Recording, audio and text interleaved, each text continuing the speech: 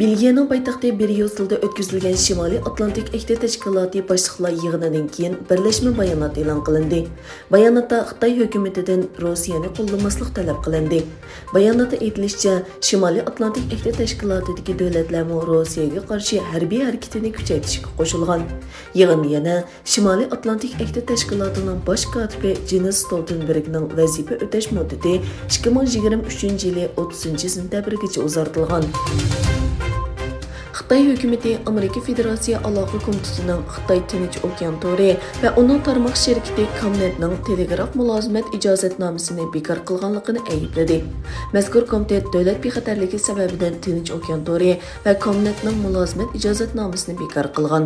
Amerika Federatsiya aloqa komiteti buningdan ilgari Xitoy birlashma xabarlashish va Xitoy telegraf shirkatlarini Amerika bozoridan chiqarib o'tgan hamda Xitoy ko'chma xabarlashish shirkatiga ijozatnoma berishni rad qilgan.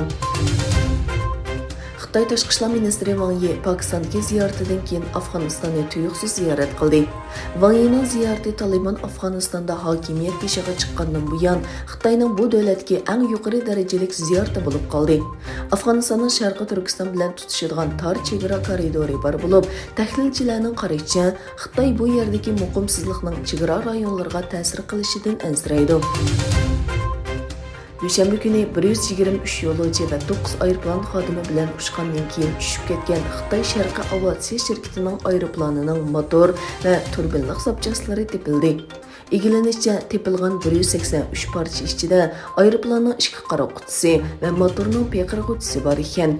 Aeroplanning nima uchun tuyuqsiz butunlay cho'kib, toqqa so'qilib ketganligi texnik aniq emas. Amerika Olam qatnashi idorasi SpaceX shirkati bilan bo'lgan raqobatni kuchaytirish uchun olam uchquchilarini Oy shariga ilib boradigan ikkinchi turning taraqqiyotiga madad beradiganligini e'lon qildi. Agar hamma ishlar plandagidek bo'lsa, 1972-yildagi Apollo planidan keyin insonlarning tunji qatim Oy shariga ilib boradigan Artemis 3 plani 2025-yili amalga oshadi. Amerika savdo vakili ishxonasi Xitoydan import qilingan 352 xil mahsulotning tamojna bejini kechirim qilishini asliga keltirganligini e'lon qildi. Bu mahsulotlar pompa va elektr motori, bir qism mashina zapchaslari va qiymilik buyumlar qatorliq sanoat buyumlarini hamda sumka, velosiped, chang-to'zon sumirgish qatorliq boshqa iste'mol mahsulotlarini o'z ichiga oladi.